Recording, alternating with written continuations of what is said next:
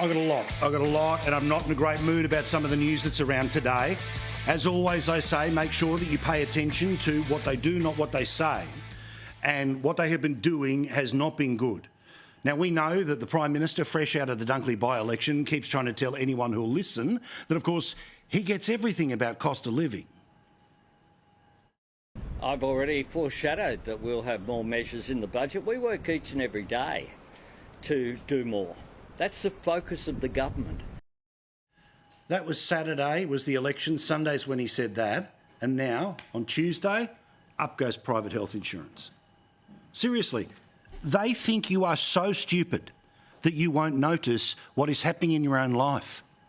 They think you are so disinterested in the decisions of government that you won't notice this was their decision.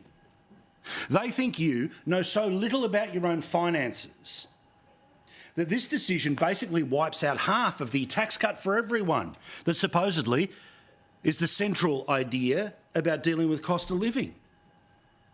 That's why I'm on fire tonight and so, frankly, annoyed. I'm trying not to use the other language that's in my head.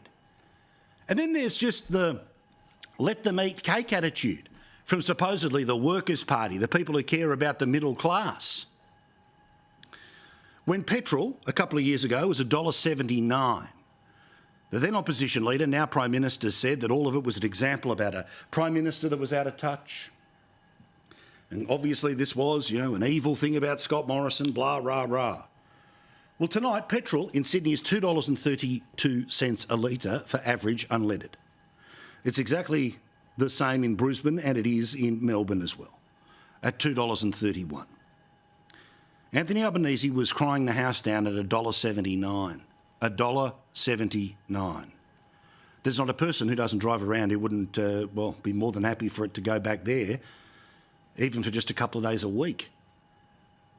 Yet, the Prime Minister, who's doing everything on cost of living, when they're briefing out to the media what they may or may not be doing in the federal budget, what are they going to do about the 49 cents a litre tax that they have on petrol? Well, nothing, of course. But the ministers have ruled out cutting petrol taxes again.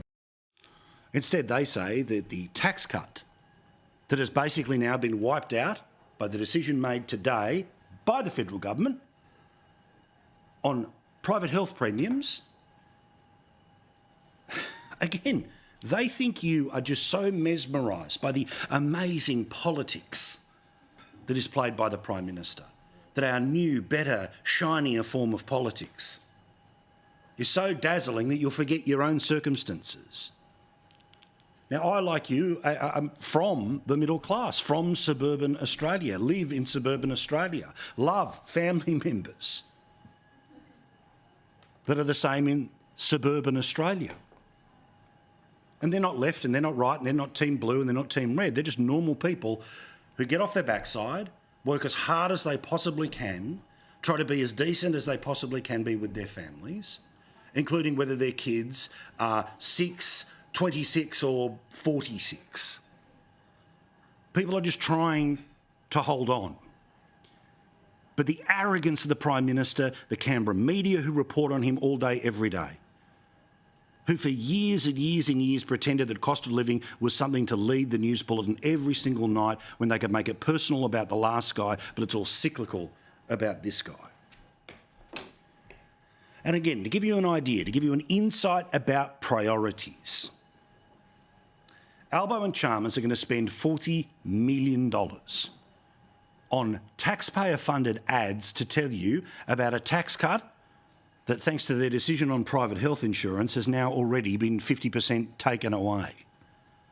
Now, of course, I'm not entirely sure what public education campaign you need for people who will be getting something without having to fill out a form. They don't have to do anything to get it. It's not like somebody who has been told to double check with your doctor to prevent this disease, or don't forget to fill out this form to get this rebate. It's just overt political advertising. Overt political advertising where I guarantee you the ads will look exactly the same as the social media posts of Labor MPs in the past few months. This stuff annoys me because I always thought the people who played federal politics were a step above some of the people involved in state politics. But it seems the lessons that have been learnt in Canberra right now are the ones that are being learnt and have been learnt through the Andrews government, where anyone who disagrees with you is a spiv, is useless, is unnecessary, where the whole project of government is about making sure that you can get to about 60, 65% of permanent political majority, as long as you've got half the population determined to keep you in office because you'll keep the money coming their way.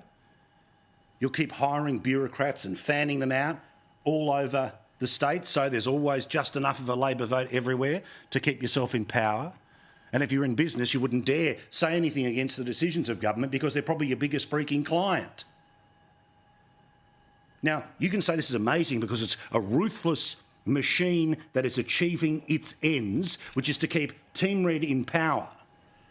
But this stuff damages our politics and, by extension, our nation. The idea that unless you're in government, you are superfluous. Talk to anyone in Victoria who got railroaded by Andrews. And that's the sort of stuff that's starting to happen now. The people who supposedly care about you. But the reality is that 2 days into the week after a by-election, they're upping your private health insurance, something which every citizen who earns over $50,000, basically all working people, have to have, or they get penalised by paying even extra taxes when it comes to Medicare. $40 million they've got for that. But again, another example about the people who are just forgotten. And they're forgotten by the media, and they're forgotten by politics, and they're forgotten, frankly, by many, if not most of the voters at times. It's the people that you and I could be in a week, a month, or a year's time. That's just the reality of life. If it all starts to go the wrong way, you could end up in a scenario where you could be one of the many in this country who literally go to charities to find food. Now, again, how will they push this away in the Prime Minister's office? How will they roll their eyes collectively in the Canberra Press Gallery? Oh, there he is, that bloke on Sky News banging on about some sort of dystopian Australia. Well, wake the heck up. Because, again, there is no birthright that means because you're not in those queues, you did something right, and if you are in those queues, they did something wrong. If you lose your job tomorrow, how long would it take before you run out of cash? If you got divorced next year, what would happen financially? We all know. It's part of the anxiety when you grew up in a house like that, or you've seen your parents before go something through the Depression.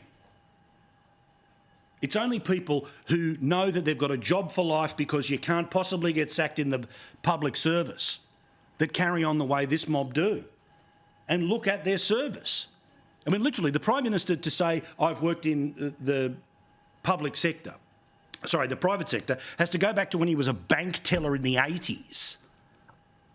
In the meantime, he was behind the scenes advisor to a whole bunch of lefty politicians, then he becomes one himself, haranguing against the Howard government in the 1990s.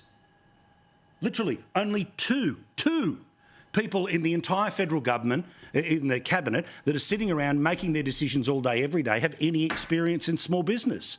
One of them is Tony Burke, who just tells us that he was, but we have no sign of what small business he was involved in. And the other one is the Trade Minister, and his small business was a winery in between times in the Senate.